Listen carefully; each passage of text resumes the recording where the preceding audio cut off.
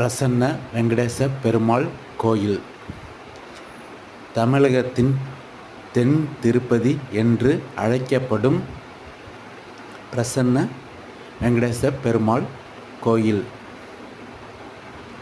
இது அமைந்திருக்கும் இடம் திருமலை வையாவூர் என்று அழைக்கப்படும் ஊரில் உள்ளது. இத்தலம் மிகவும் சிறப்பு வாய்ந்த இத்தலத்தை அனைவரும் காணுங்கள். இது படியின் வழியாக ஏற வேண்டுமென்றால் 500 படிகள். மேலே பார்க்கிங் வசதி உள்ளது. மேலே 4 வீல் வழியாகவும் போகலாம்.